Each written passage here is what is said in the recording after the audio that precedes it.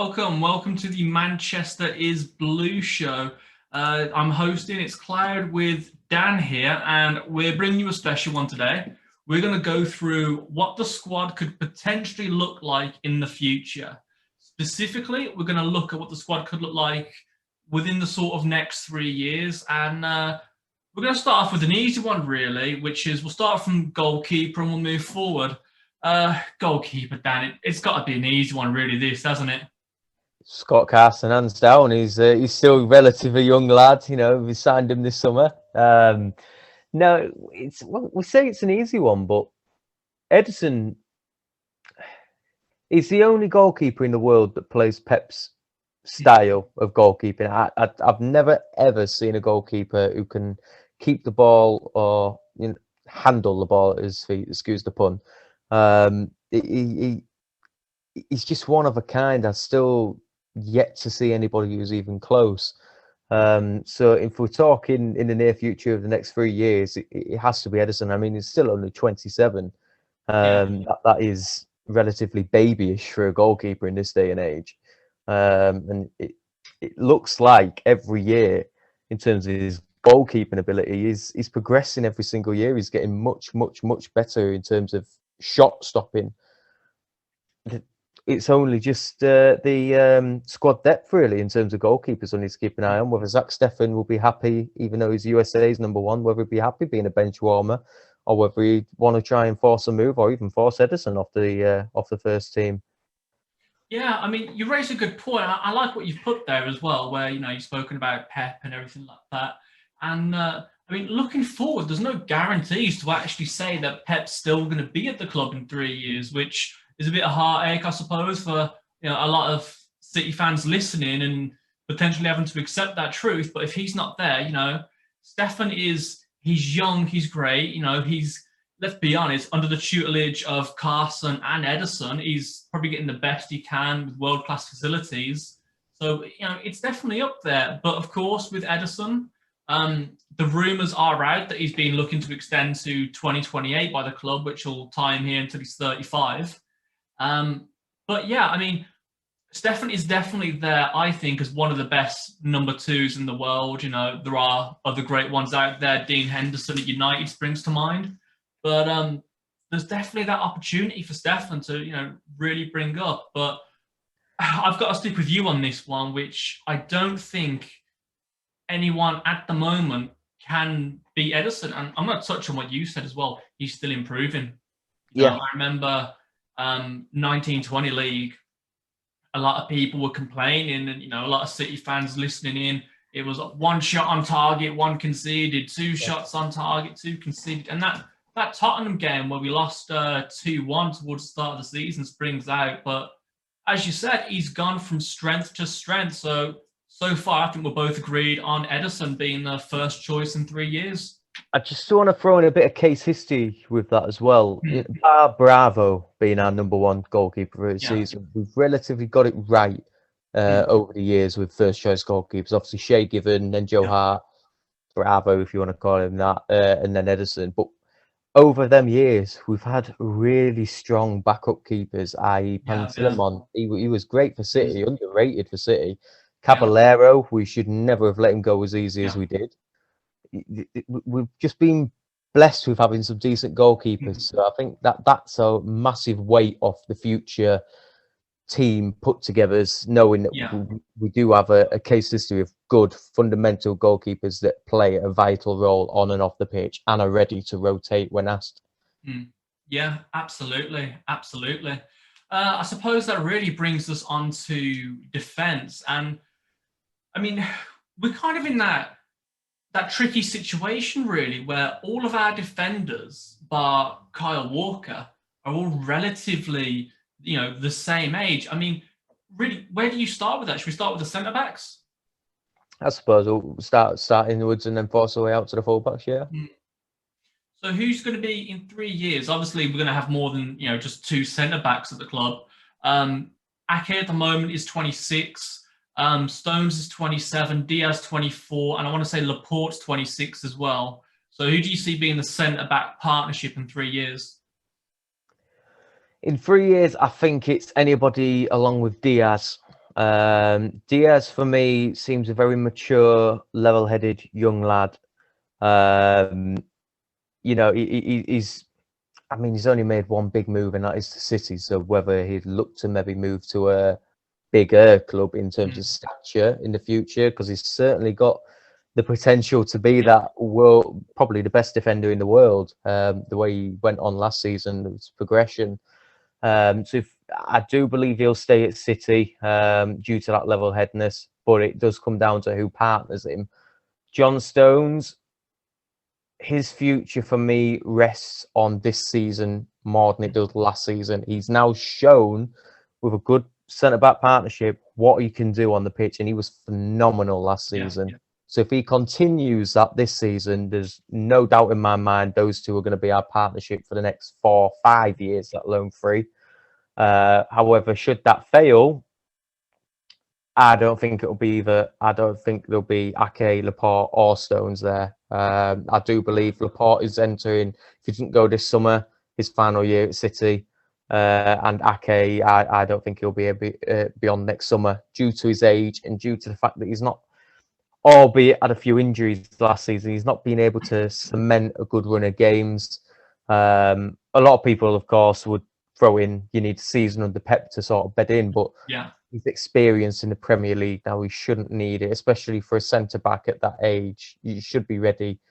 But then again, John Stones was out the picture. He came back and kicked our Merritt Laporte out, and he was arguably our greatest centre back 2 years ago, and we were dreadful without him. So it could go either way, really.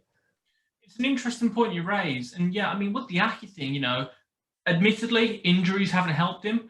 But of course, you know, some people say it takes a season to get used to under Pep, but you know, Ake and Diaz joined at the same time. In fact, Diaz joined a little bit later on in the transfer window in the season than Ake.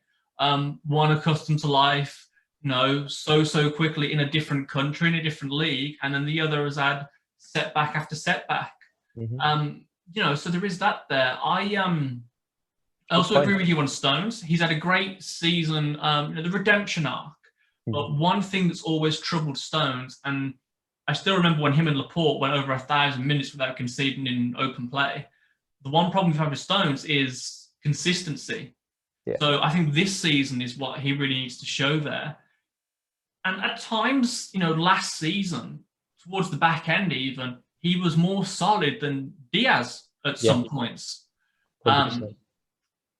However, I still think that if the balance is struck in 3 years, we could see the centre-back partnership that we all thought we would see, which is Laporte and Diaz. I think it really comes down to Laporte's happiness and whether he gets the game time he feels he deserves. And if he does, I think he will extend and will stay because he has embraced City so well. And the last, you know, couple of months don't really sway that for me. But failing that, I'm also not too unhappy with Stones and Diaz. The only issue, which is a minor one because it clearly doesn't affect them, is you've got 2 right-footed centre-backs and you've got one playing on the left, which they can do. But in terms of the distribution, especially under Pep, if he's still here, one left-footed and one right-footed is ideal. See, under Pep, for me, that's a valid argument, you know, across all football teams, whatever. But that argument is sort of hit a crosshair straight away for me because of the way Pep plays. There's always an extra man in position you wouldn't think. You know, we've either got Rodri or Fernandinho dropping deep to pick up that ball on the right, who then can distribute it better. So for me, I don't think the right-sided, right-footed, left-sided centre-back is necessarily an issue. And that goes for left-footed players as well. But I just want to add on to what I was on about because regarding Laporte staying on, that was what I meant by it's all down to Stones. Laporte and Stones' City careers rest on Stones this season. If Stones has a really good season, he's staying and Laporte's going for me. If Stones has a bad season, it is, like you say, down to Laporte's attitude, whether he wants to stay at City. And, you know, for me, it's 100% on Stones right now. Diaz is definitely first man. 100% down to what you were saying. It ends up being on Laporte. I think I looked at the stats a few weeks ago, and I think last season, Diaz played something around 5,000 minutes, which Mm. is almost unheard of, especially in a Pep Guardiola side. Yeah. So the other thing that we've not really touched on, and it really just shows like what a man he is, we've not even talked about the potential of Diaz getting injured, or even him being rotated, and that's just how phenomenal that he is. But either way, I think any of those three centre backs we're quite happy with. I've got no problem with Stones and Diaz being the partnership, but we're both pretty set on, at the moment at least, based on what we've seen, that Ake just isn't in that conversation. I was going to add then that it's surprising how both of us are now just sort of settled it down to the three players rather than Ake. And it's unfair on Ake because it's a big test to come from a relegated Bournemouth team to the now champions of England. So, it's a big ask, especially to break into that first team with them two players playing as well as it, and then Laporte to break through again. So he was up against it from the start, but big move for him. He's now down in history as a £40 million defender. Whether he's worth that much is a completely different matter, but it certainly helps in other teams to come looking at Ake. If he has a good, solid, injury-free season and puts in some good performances, it might head on to a better move for him in the future, and it might do even better. Yeah, absolutely. And then moving on to the full-backs, I think the easiest one here would start with the right back. For me, it's, there's always the argument at the moment of Cancelo and Walker. I personally feel that now Cancelo is a level ahead, but disregarding that, in 3 years' time, Walker is going to be getting on a bit. So I can't, even though he's athletic and an absolute physical specimen, I think he's going to be a bit too far in his career to hold down at least that dominant spot at right back. So for me, I think it's got to be Cancelo. And there is Jan Kuso in the academy. But again, until we're looking at someone who's not shown that he's closing that gap yet, and then to dispute Cancelo, who in my mind is one of the best right backs in the world at the moment, it's too much of a stretch for me to throw him in that conversation. What are your thoughts? Is there anyone in the academy that you could see rising up there as well? If I'm perfectly honest, in terms of the overall picture of the academy, my hopes, my ambitions for the lads in the academy aren't as great as a lot of people make out. That's partly down to the fact that if we put it in perspective, we've only had one really good player come out of the academy, hold down a whole load of games, and that's Foden, and he's already turning out to be, a weirdo in terms of football. The age and the quality and the maturity on that lad's head at such a young age. There's no other player out there his age for me that's got that. I know there's up and coming players around the world such as that Pedri for Barcelona. He's 17, 18, whatever, and he's a really good player. But the maturity Foden shows and the way he took the academy and moved on, there's no one for me in terms of the overall academy that is taking the ball by the horns, and that's especially in defence. I agreed to the fact that Kyle Walker would be, maybe end of this season. I think a discussion has to be had. I think it will just come down to his raw pace. If he's still got that will affect him. He's never really been the best tackler in the game, but he's done a job, and he's played for two of the top teams in England and won a hatful of trophies, albeit at one club. See, for me with Cancelo, I disagree with anybody who says he's going to be here within the next year or two. I'm not Cancelo's biggest fan. I will admit that. Admit he's a quality right back, probably in terms of the overall game, the best right back at the club. He's too much of a mover for me. He's never held down a club in his entire career now. I think he's had about 6 or 7 clubs now. All top clubs as well. So it shows his pedigree. But I think in 3 years' time, I think we'd be looking at 2 completely different right backs for me. Yeah, I could see that argument as well. It's certainly got to be made. And the transfer rumours regarding Cancelo are definitely out there. And they're definitely, legit. I've seen, Sam Lee talk about them. So there is that there. It really depends. But I could absolutely see him going. If he does go, then we're both pretty much convinced that it's going to be sort of like a fresh name that we're going to have gone to market for, rather than anyone in the academy. Yeah, hands down. Okay. I think it's one of them now where I don't want us to get to the Zabaleta Sanya stage. I want us to have a lad up and coming and ready. Whether that is Kuto, he's still part of the City outlook. Remains to be seen. But he came in and he disappeared. We didn't even realise he'd gone to Girona. Half of us, he was just off the face of the earth. And he's turned some pages to Girona. He's had a good couple of games, but we're letting some really exciting young players, especially at right back, go, such as Pedro Porro at Sporting. I'm a big fan of his. And considering we have got a couple of right backs knocking on a bit, Cancelo's not that young. What did you say? He was about 27? So, well, then again, 27 is quite young. Maybe I'm a bit harsh on that. He's only 2 years ahead of me. It's a difficult one with right backs because it is down to age, because they're both really good right backs. But the way I'd look at it right now is I'd love to get someone in, under it for a year, learning from two of the best right backs in the world currently, ready to take the snap off and take the form on. If one of them two drops, I'm having your place. Yeah, I think the problem with that might be is Kyle Walker recently signed a contract extension. I can't remember to the exact year that it is, but I know it's a lot further than I thought it would have got. I'm going to go out on a hunch and say 2024. But, again, I'll probably have a look at it, after this podcast is over. And if I'm wrong, I'll be like, Dan, hold my hands up to that one. But that might cause a bit of an issue. However, what I will say, especially with the right backs going out on loan, someone was telling me that, Jan Kuta was voted the best La Liga 2 player or defender or something like that. But he didn't play till something like January or February. He was on the bench for the first half of the season. And, if you go on and actually have a look at his loan spell at Girona, you'll see that. As the club loaning these players out, it's a bit concerning, especially with a group like Girona as well, that we've got those ties to, that they're taking these players on loan, but they're not playing them.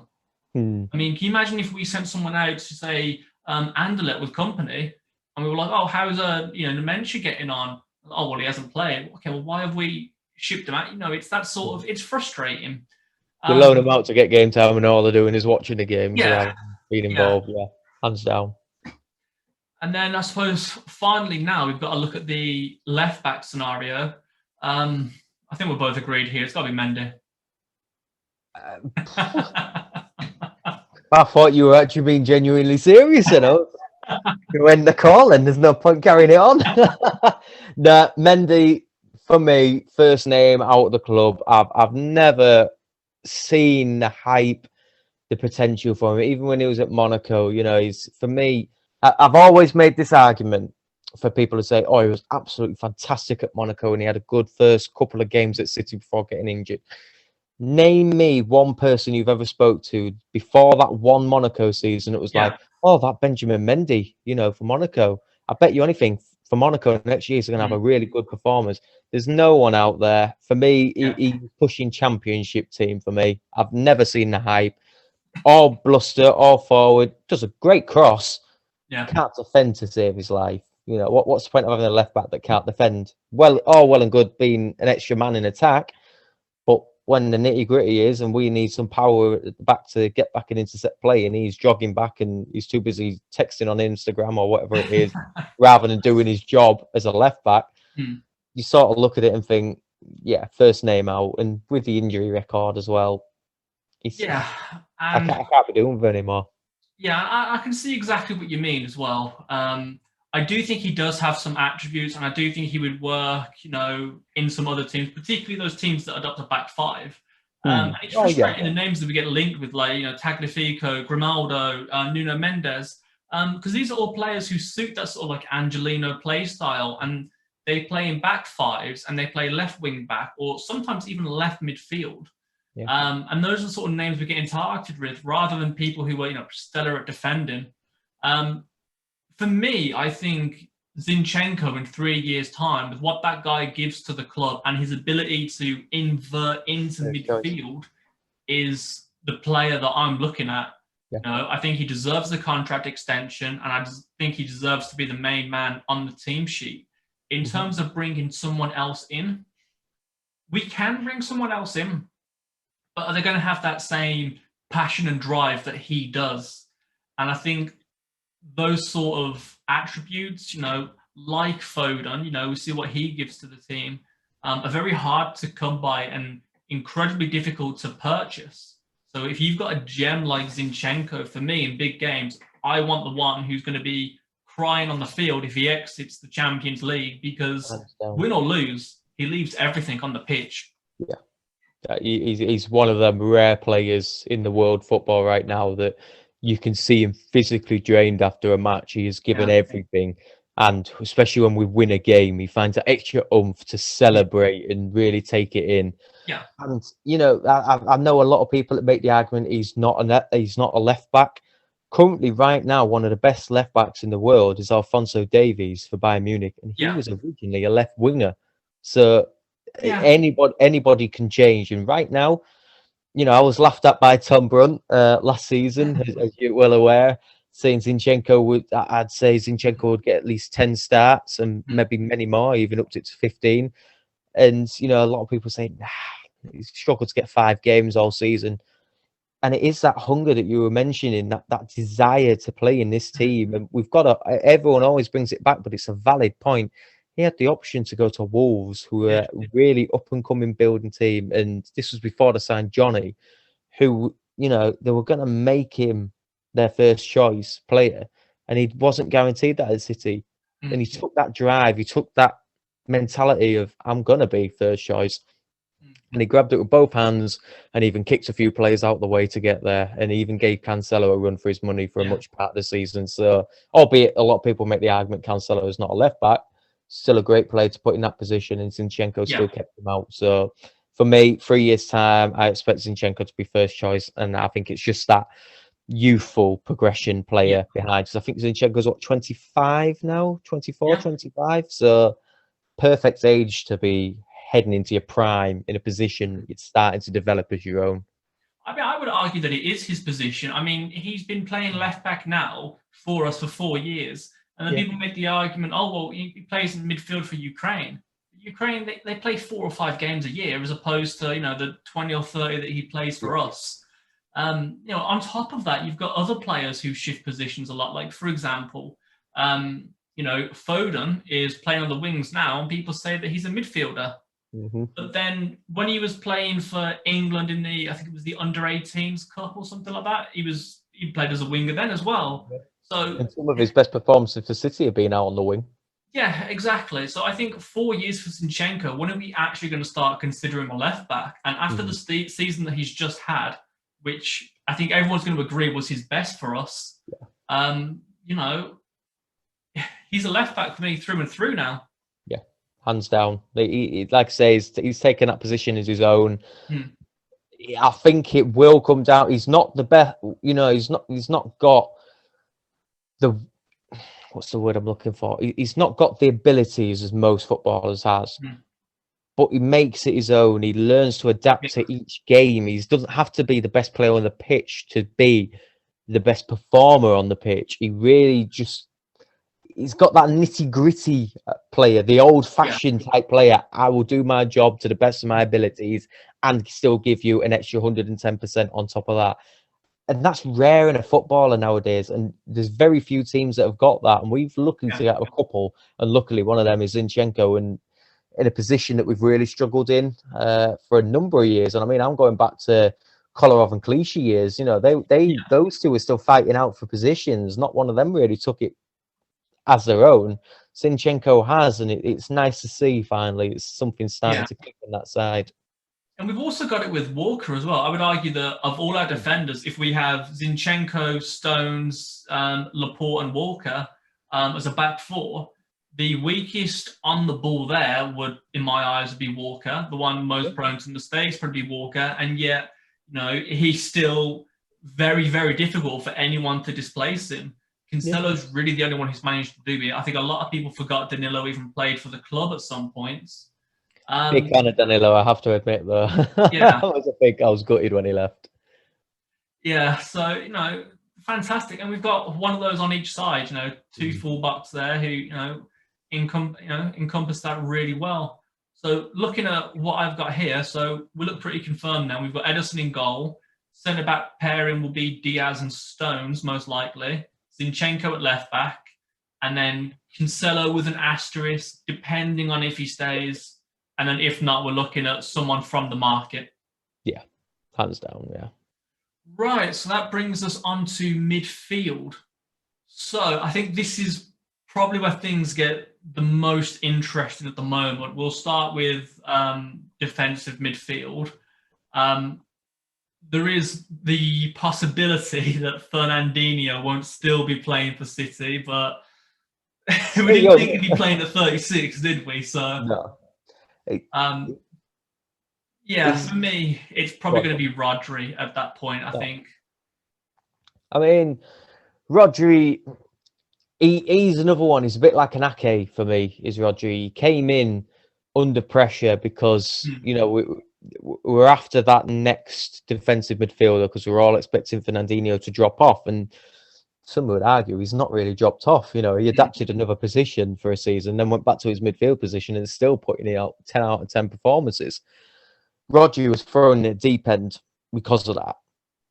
And I think he gets a lot of stick because he's not Fernandinho. He's a completely different player to Fernandinho. He's more of a win the ball player rather than a Dino win the ball player. I will start the next attack for you, make a run, I will find you, and then push it on.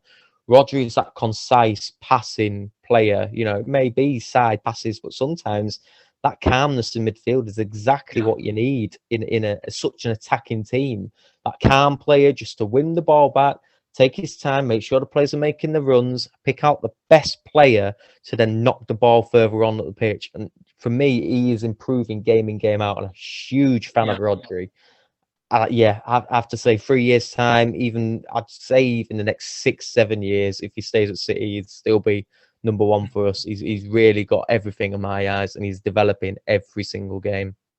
Yeah, absolutely. And, when the stats come out, it's very difficult to really accurately present stats for defensive midfielders. But in terms of ball retention, Rodri is always at the very, very top end.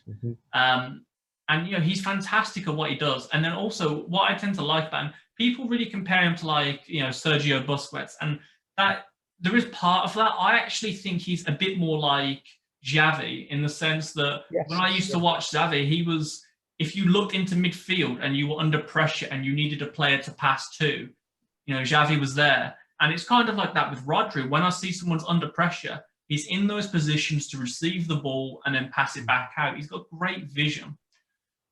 Calmness as well in those positions as well. Yeah, and there are the questions regarding his athleticism and things like that. But look at what we've won, with him. Fernandinho is more of that, destroyer type, master of the dark arts with a great ability on the ball that's often overlooked. He's the only player I know that can have about 10 red cards and still yet to wait for his yellow. He's phenomenal how he does it. But it's so nice. Like, he'll take someone out and then he's, helping them back up and, that's him though, isn't it? He's a proper gentleman on and off the pitch. And I think that's why he gets away with it, because he does totally wipe out play. Goes, my bad. You're right, mate. Yeah, exactly. It's against Chelsea, of course. We all know how that goes. But I mean, they're very different profiles, but he makes it work. And for me, Rodri isn't someone who I see being taken out of that. There are, people praise up, Romeo Lavia in the academy. I think these claims are too early. The fact that Foden, as we've discussed, literally only got his chance at 20 years old. And let's be honest, of the academy, only him and Sancho have really, at that young age, shown what they can do. Brahim Diaz at times, but the games that he were playing, it was because we were getting 100 points and there was less pressure. Those were the games that he was getting in league games and such. Eric Garcia, who I'm not gonna sit here and tell everyone listening that Eric Garcia isn't a great footballer just because he's left City. Best of luck to him at Barcelona. Thank you for what he did. But part of the reason he got as many appearances he did was because of what we were dealing with Otamendi out of form, Stones, Fernandinho out of position, and Laporte injured. Not to take anything away from him, but the fact that the praise that is thrown on the academy is sometimes a bit. We put too much pressure on young players coming through and don't give them the time that they sometimes need for that experience. And I think 3 years is still a bit too soon for Lavia. Yeah, Garcia is one of them. It's hard to go about describing an ex-City player without sounding, a bit peed off that he's decided to move on to pastures new rather than fight for a place. You sort of get that jealous feeling. He's moved on, that ex-girlfriend type thing. Oh yeah, she was awful when she was here. Well, that sounds a bit wrong, that the way, but you know what I mean. But with Garcia, I personally genuinely believe that even when he was here, I never saw what everybody else saw. Good centre back. I'm not going to take that away from him. He's got a good reading of the game. I think he's got a good 2 or 3 years yet to build himself physically. He's still quite lean. He's not got much muscle on him. He's got the speed. He's not got the height either. He's more of a technical defender. And in this day and age, technical defenders aren't that common anymore. You had the decent technical defenders back in the day. I'm talking about like Vidic's, but he was a brute at the same time. He had everything. But I'd even throw Otamendi into that. Otamendi was a bit rash, but he was a bit technical for me. He knew when to set back, and he was very underrated for me. Yes, he could. 9 times out of 10, you think one-on-one he's going to give a penalty away, but he was still good on the ball. Yeah. And I think that's a Garcia type player. And from that in the academy, there's no other player that is a step above that in terms of the age that Garcia came in. So with that, it's one of them for me, really. It's a good point you raise. I like the fact that you're honest, even in hindsight, where Otamendi, a lot of people said he was a terrible defender, but yet he still got into a team of the season. But yet he was still, rated during that 17-18, and fatherhood gets to us all. Garcia, I do agree, he's a bit too frail. He might be stronger than how he looks, but let's say a big transfer came through. I'm not going to use someone like Harry Kane, for example, who is strong, but he's not. If you take a physically imposing, if you take Lukaku, that man is built like a Volkswagen. If he comes up against Garcia, Garcia's next week already. Yeah, so I think in a few years we'll see how he comes out, but yeah, for the moment, no chance. No. And then of course, moving on to the other 2 slots in midfield, the 2 sort of central midfield, Gundogan, KDB roles, as I'm going to refer to them. Both players are going to be, I think, 33 and 33, maybe 34 and 33. Out there, yeah. I'm going to throw a spanner in the work here. I'm going to get a lot of stick for this. I think I am as well. Neither of them 2 in 3 years' time are going to be first choice for me.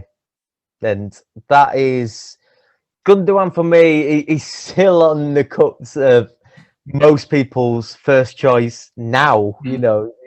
I think we're only starting to, even after last season, I still think people aren't 100% sure what position he actually plays, whether he's an attacking midfielder, whether he's a defensive midfielder. Me and City David made the argument he's just an old-fashioned central midfielder. But even then, he shows desire for both positions, all 3 positions in good.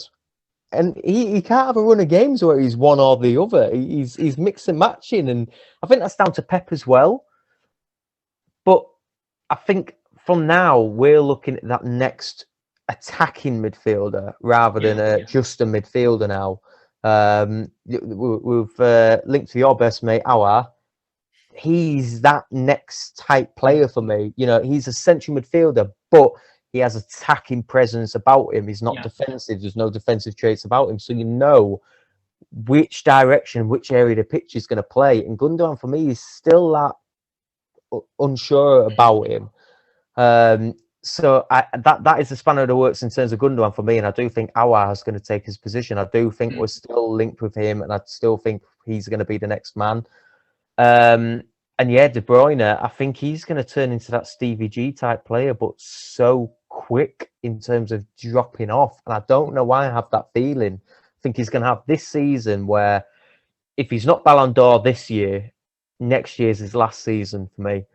I can't put into words. I can't describe the feeling. It's just something deep down. I just think he's just going to drop off big style. And there's no evidence for me to predict that. It's just a heartfelt feeling. And I can't really describe it. But that's where I stand. I don't think either of them two are going to be first choice. I mean, I agree with you, and I mean, it's a bit different for me. I think Gundogan, with what he does, I think a lot of people misinterpret his role. You're right. I think he has that central midfield vision, interception, tempo setting role. I think he comes back into that defensive midfield role when he's needed, when someone else advances, and then he also goes into that sort of attacking, deep surging into the box role. And a lot of people say, "Oh, Gundogan false nine, Gundogan false nine." He doesn't actually play as a false nine. And if you look at the goals that he's scored in games, we've actually played either a traditional nine or we've played someone as false nine like Foden or Mahrez or Sterling or someone like that. And the reason that he's not a false nine in these scenarios is a false nine occupies that position and plays deeper. What we're doing is we have a player in that position, dragging the opponent away, and then Gundogan enters the now vacant space, which no one's picking him up. And that's how he's so effective. And those are largely in absence to KDB. So if you look at his numbers, a lot of the goals he scored were when KDB wasn't playing. Yeah. The sort of, I can't really describe it, but it's kind of like if you're playing Call of Duty, like input lag between him switching roles is so quick how he can adapt. It's phenomenal.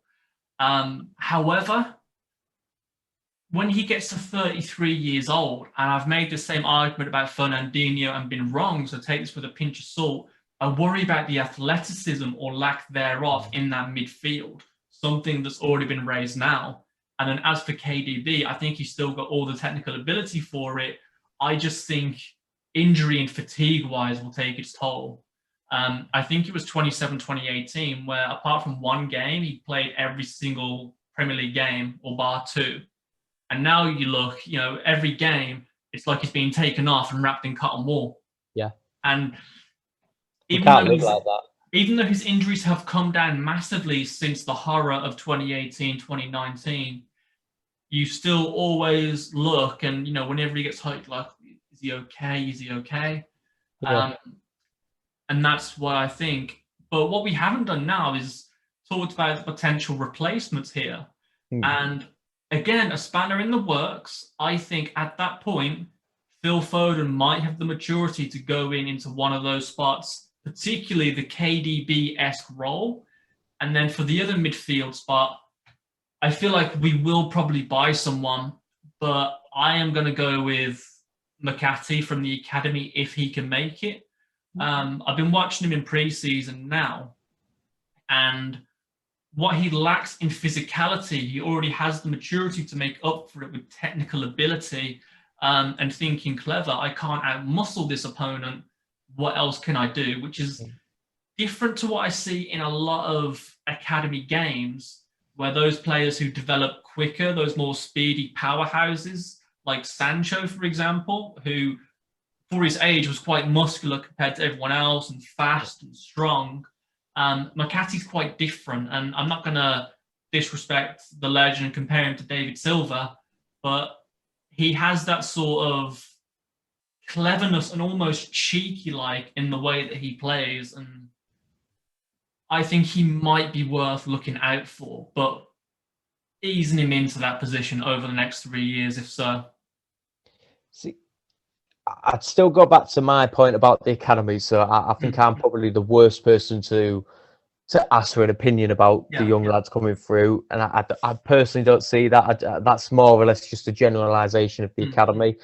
I think we're more business side rather than player development side. So in terms of the such as that lad, I can't see it.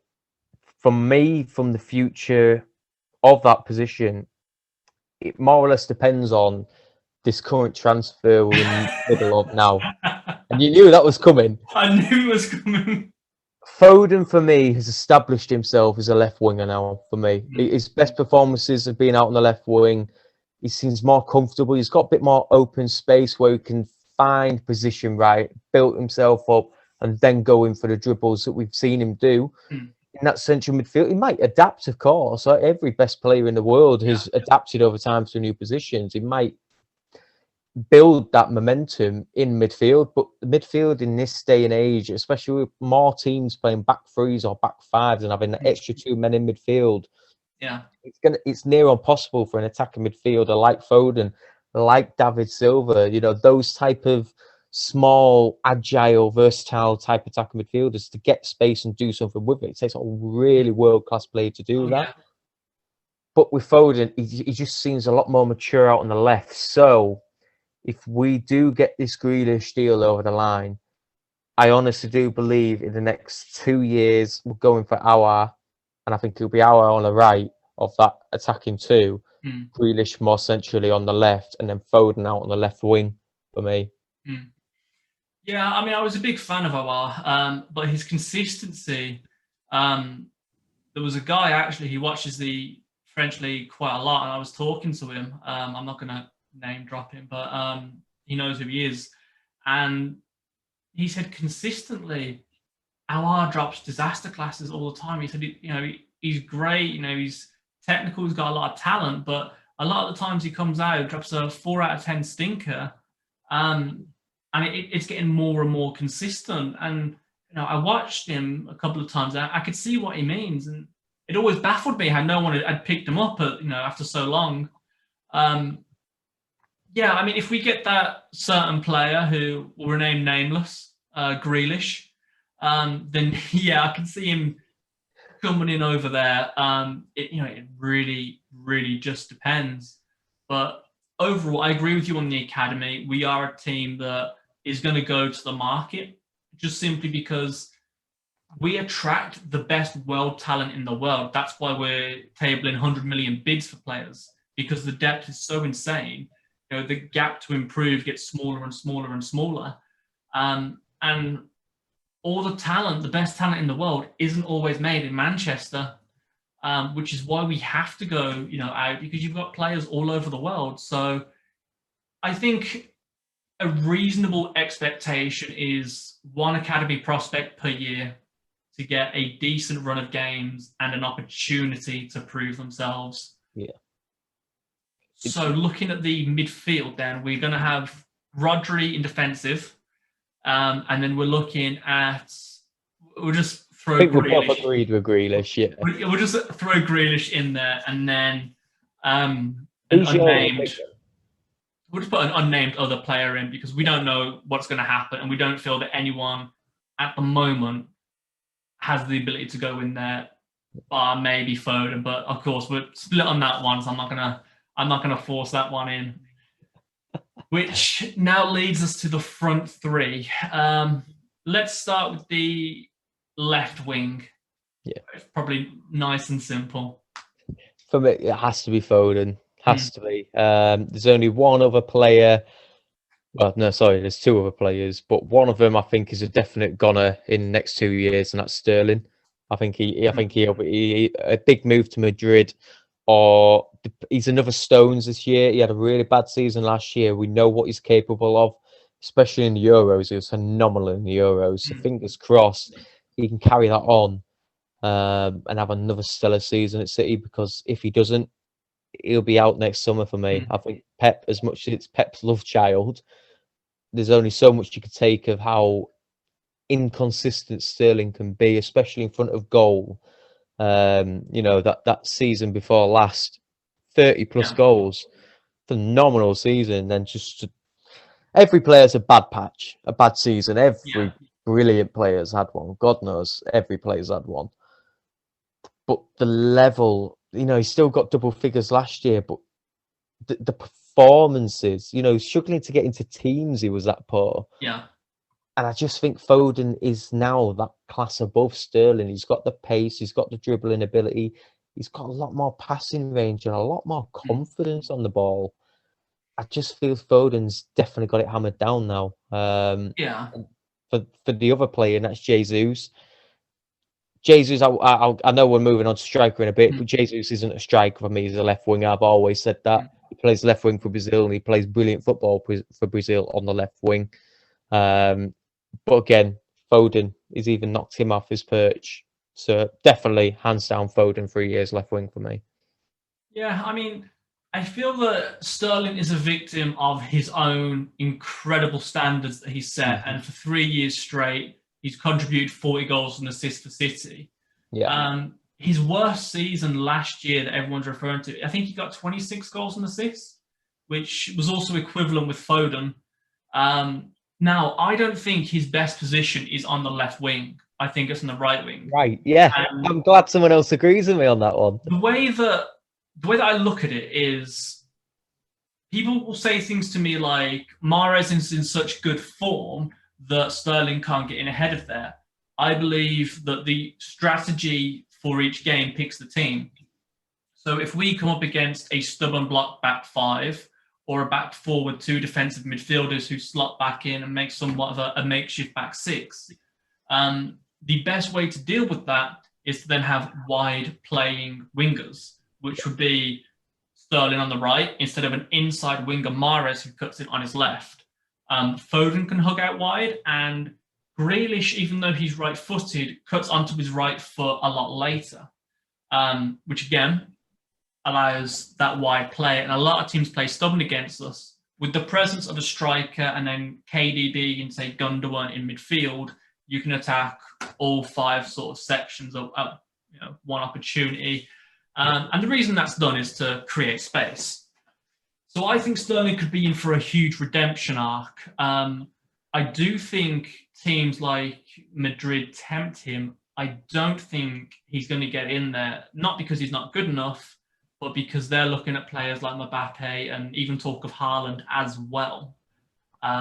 We are looking to tie him down. I can understand why he hasn't taken the contract, because given his form, he's not negotiating from a position of strength. Yeah. Jesus, I don't see as the striker. I feel like he is very good at left wing, but the amount of talent that can play at left wing at the moment really harms him. And if he is best at left wing, I feel like he's more likely to be sold so that foreign quota space can be used for somebody else. Yeah. Unfortunately, that's not to say that he hasn't got a place in the team. I just don't think it's his starting 11.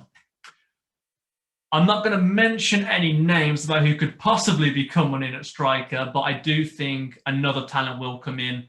And I don't think it's Torres or Delap who are going to be that mainstay number 9. Interesting you mentioned Torres, because he is naturally a winger as well, and we've not mentioned him in either of our positions really. So a big season for him, really.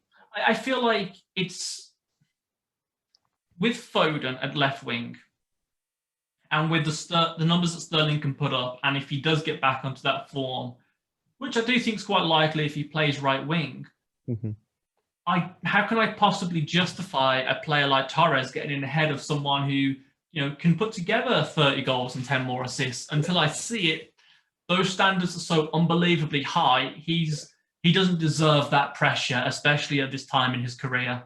Yeah, completely agree. And we've got to remember Mahrez currently he's what, 30 now, 31. 30. So he's entering that stage where he's at the peak of peak. This is the part where we expect either to adapt his ability, which Mahrez is quite reluctant to do. It's taken him so long to finally play the team game rather than cutting on his left and have a smash, either hit the first man or a worldie goal that we see him score. This is Torres' year to start taking that mantle. I don't personally feel Sterling will play on the right. Pep is crossed the field of play a couple of times for Pep. Southgate definitely did it during the Euros and knocked him out on the right, and he still had great games. But if you're looking at it from Pep's perspective, he sees 2 left wingers and 2 right wingers, and the left wingers are Foden and Sterling, the right wingers are Mahrez and Torres. That's what Pep sees in my view. And I think the next progression after Mahrez will be Torres. I don't think it'll be Sterling, but I 100% agree with you. Sterling's position is the right wing. It's when he's ever played there. I think it was 3 seasons ago now. It was the first season and a half when he first signed for City. He was a right winger. Yeah. Best performances for City on that side. He had the ability to cut in on his right. He was able to bring it in. And we have to also remember he's not bad on his left foot. He's just, no, absolutely not. I think it's that lack of composure that he gets a bit muddled up which foot is best to use when we all know he can use both. So, but again, I don't see Pep doing that. So for me, progression naturally would be Torres unless we sign someone else. But 100% what you said, it's down to Torres this year. I think it's very strange. And it's hard to predict because there's 2 assumptions that we're making, which can be dangerous. The first is we're assuming that we're going to get Grealish. I personally do think we're going to get him with how it's gone on. However, the second assumption we're making, which is a lot more dangerous, is we're only assuming that Grealish is going to play left central midfield, not left wing, where he has been for Villa. So that in itself shows there. And Mahrez could still be playing in 3 years. There is this is a fact that it sounds so made up, but I promise you it's true. Throughout his entire professional career, as according to Transfermarkt that I've looked at, Mahrez has missed a total of 1 game through injury with us, and that was through COVID. Through any of the rest of his professional career, he's had 1 injury, and that wasn't over a game. He's missed 1 game through injury, which I think is phenomenal for someone of his age. Fair play. Whether the rest of it was just because he was playing for like Le Havre or whatever, it wasn't recorded, I don't know. But as far as the records show, he's missed 1 game through injury at 30 years old. And for a winger, that's a lot of running and a lot of, fast leg play as well. You're expecting a hamstring to pop at some point in your career. So fair play to him if that's true. So who knows just how long he could play. But with players like that, I know that sort of player. Yeah. 1 injury. It takes 1 injury to mess a player like that up. Who's the player I'm thinking of? He played for City. Either way, going off topic, you have that rhythm as soon as you get that injury. It's not necessarily the injury that puts you down, it's the mental state. As soon as you get that good couple of month injury layoff, your mind is all brand new to it. If you have it at a young age, some players are able to adapt. Some players like Michael Owen and stuff like that are never able to adapt to it. But if you've never had a proper injury and it hits you late on, it's going to hit you like a rock 10 times harder, where you've got the rehabilitations come in, find that form again, find that rhythm.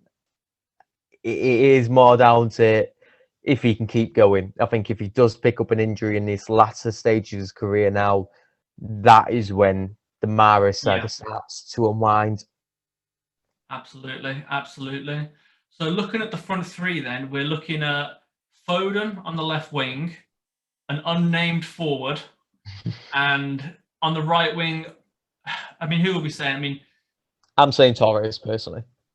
Torres, we're going to be split on that. You're going to say Torres, I'm going to say Sterling. So looking at the starting 11 that we have, we've got Ederson, Stones, Diaz, Zinchenko, Cancelo with an asterisk, Rodri in defensive midfield, Grealish left central midfield, new signing for right central midfield, Foden, mystery attacker, and then Sterling or Torres.